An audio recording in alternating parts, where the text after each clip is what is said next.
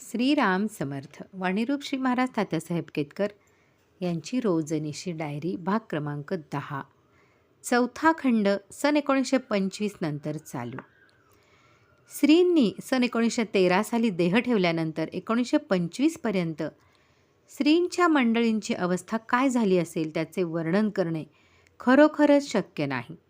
अगदी सुरुवातीला जग भयान दिसायचे. आधाराशिवाय आपण आहोत असे प्रत्येकास वाटत होते. त्यावेळी केवढा आधार वाटे. कोणतेही संकट असो, देण्याघेण्याच्या बाबतीत, आजारपणाबद्दल किंवा कसल्याही प्रकारचे असो, एकदा गोंदवल्यास श्रींची मूर्ती पाहिल्यावर त्या सर्वाचा विसर पडे. याचा अनुभव पुष्कळांनी घेतला आहे. तेथपर्यंत जाता नाहीच आले तर पत्राने धीराचे 4 शब्द आल्यास मोठा धीर वाटे. ते नाहीसे झाल्याने विषण्णता आली. एकामागून एक दिवस जात चालले तसे त्यांची सत्ता काम करीत असल्याचा अनुभव येऊ लागला व श्री महाराज सत्तेने आहेत असे पुष्कळांना वाटू लागले व अनेकांस आलेले अनुभव सांगू लागले. काळ जसा सपाट्याने जाऊ लागला तशी लोकांच्या मनातील अस्तित्वाची कल्पना कमी होऊ लागली. हे सार्वत्रिक झाले. जे भाग्याचे होते त्यांस श्री महाराज गेले असे वाटतच नव्हते. श्री महाराजांनी कृपाळू होऊन पुष्कळ लोकांस देहाने दर्शन दिलेली मंडळी अजूनही आहेत. वासुदेवराव फडके यांच्यावर प्रसंग आला असता श्रींनी त्यांना प्रत्यक्ष भेटून धीर दिला व त्यांचे काम झाले असे ते स्वतः गहिवरून सांगत होते. अशी एकच काय कित्येक उदाहरणे देता येतील, पण हे थोड्यांसच व त्यांसही श्री महाराज देहाने गेले आहेत ही जाणीव होतीच. श्रींनी देह ठेवल्यानंतर 3रे दिवशी मी गोंदवल्यास गेलो. त्यावेळी मला असे काही झाले की माझा मी नव्हतोच. आता त्यावेळची आठवण बरोबर नाही. आठवण म्हणावी तर त्यापूर्वीची चांगली आहे. पण त्या प्रसंगात मन असे काही झाले की काही सुचत नव्हते. काही तर वेडे झाले. कोणास काही न सुचल्यामुळे गोंदवले सोडून निघून गेले ते पुन्हा दिसले नाहीत. काही वार्ता ऐकल्याने बेशुद्ध झाले. अशा प्रकारे सर्वांच्या मनाची स्थिती झाली. थोडेसे आठवले त्यावरून असे वाटते की सर्व दिवस पार पडले व नाताळची सुट्टी संपली म्हणून मी परत नोकरीवर जाण्यास निघालो. परत जाताना कारण काय असावे ते मला सांगता येत नाही. कदाचित गोंदवल्यास त्यावेळी कोणी बोलले असेल किंवा कदाचित माझेच मनात आले असेल, कोणास ठाऊक. मला वाटू लागले की श्री महाराज पुन्हा 12 वर्षांनी येणार का, कशावरून हे सांगता येत नाही. बरीचशी जी कारणे घडली ती सूचना देण्यासाठी असावीत असे वाटते. त्यापैकी एक म्हणजे श्री महाराज अवतार संपवण्याचे अगोदर 2 दिवस भाऊसाहेबांच्या बरोबर शाळेचे इन्स्पेक्टर काळे यांच्याकडे जेवायला गेले असता त्यांना म्हणाले होते की मला आता लवकर जावे लागणार आहे. माझ्या पश्चात 12 वर्ष तुम्ही येथेच राहावे. दुसरे चिरंजीव दिनकरच्या जन्माच्या वेळी सन 1924मध्ये श्रींनी आपल्या अस्तित्वाची करून दिलेली जाणीव. त्याची आई बाळंत झाल्यावर बाजेवर निजली असता डोळा लागला इतक्यात श्री महाराज अंगात फरगोल घातलेले, डोक्याला टोपी, नेहमीप्रमाणे कफनी बांधलेले असे खोलीचे दार उघडून प्रकट झाले व त्यावेळी प्रकृतीची चौकशी करून 1905 साली 13 कोटी श्रीराममंत्राचा जप करण्याचे उदक सोडले होते त्याची आठवण करून देऊन पुन्हा सुरुवात करण्यास सांगितले. यावरून श्री महाराज मी आहेच असे दाखवीत होते, पण दुर्दैवाने आम्हास कळत नव्हते. श्रींनी देह ठेवल्यावर मी माळशिरसला नोकरीवर हजर झाल्यावर मला एक मासिक पाहावयास मिळाले. त्यात आणखी 12 वर्षांनी भगवंताचा अवतार होणार आहे असे लिहिलेले वाचले. ते पुस्तक बहुतेक थिओसॉफिक सोसायटीचे असावे. पुढे कालांतराने मी ते विसरून गेलो, पण जेव्हा प्रत्यक्ष घडले तेव्हा आठवण झाली. तसेच श्री महाराज काही जवळ तसे म्हणाले होते असे सांगू लागले. त्यात एक मद्रासीबाई अम्मा म्हणून होत्या. त्यांनी मला सांगितले की श्री महाराज त्यांच्याजवळ म्हणाले, मी कायमचा जात नाही, पुन्हा 12 वर्षांनी येणार आहे. कोणत्या रूपाने येईन हे सांगता येत नाही. तसेच राजाभाऊ गोडबोले यांची आई मथुबाई यांनी श्रींस तुम्ही पुण्यास का राहत नाही असे विचारले असता श्री म्हणाल्याचे त्या सांगत होत्या, मी पुढे बरेच दिवस पुण्यात येऊन राहणार आहे. अशी मंडळी निरनिराळ्या तऱ्हेने सांगू लागली. आमच्या घराण्याबद्दल म्हटले तर श्रींचे पहिले दर्शन झाल्यापासून किंवा अगदी मुळापासून श्रींच्या छत्राखाली व सत्तेनेच आमचे चालले आहे असे वाटते.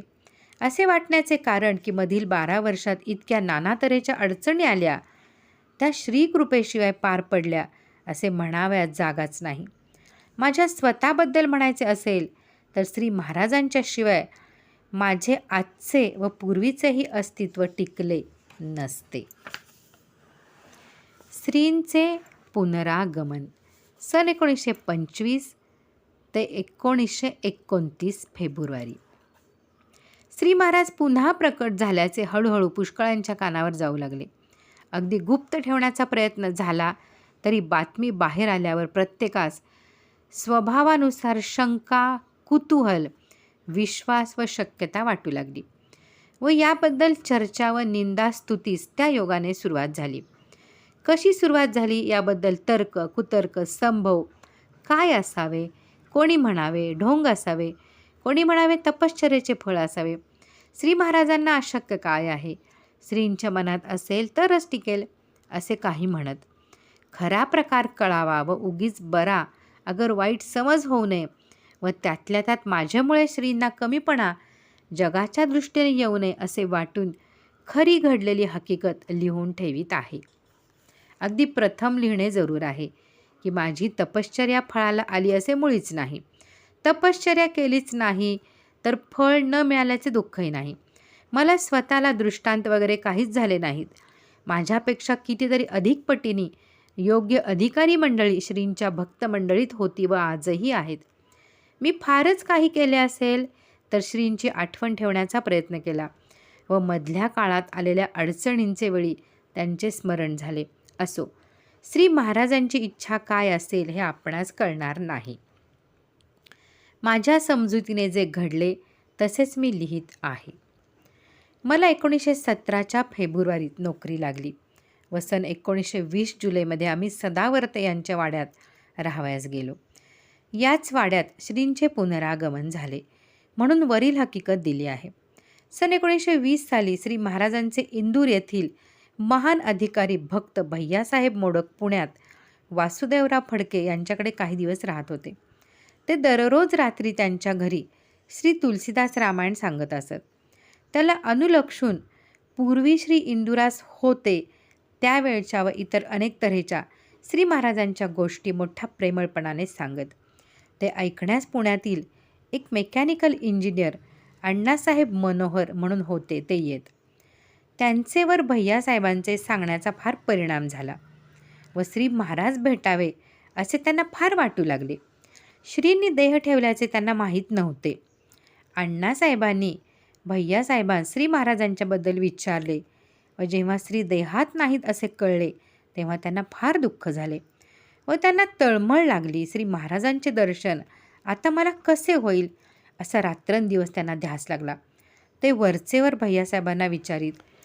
एके दिवशी भैयासाहेबांनी त्यांना जवळ घेऊन सांगितले की श्री महाराजांना काय आवडत होते व ते कशात आहेत असे ते म्हणत.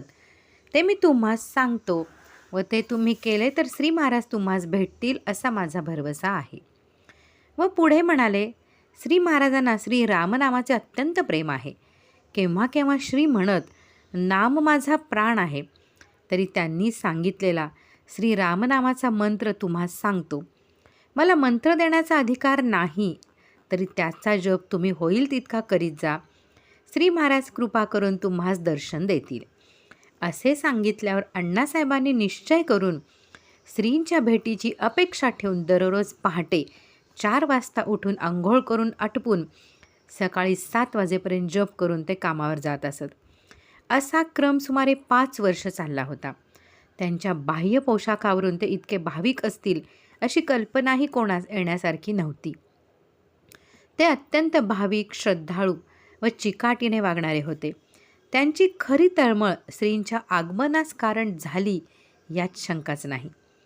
काहींना स्वप्नात येऊन समाधान दिले, काही जणांना संकटाच्या काळी मदत करून आपल्या अस्तित्वाची जाणीव दिली. या सगळ्या व तशाच अन्य अज्ञात अशा कोणत्या कारणाने श्रींचे पुनरागमन झाले हे समजणे कोणासही शक्य नाही, त्यांचे तेच जाणे. वर भैयासाहेब मोडक यांचा उल्लेख आला आहे. त्यांच्याबद्दल 4 शब्द लिहिल्या वाचून राहत नाही.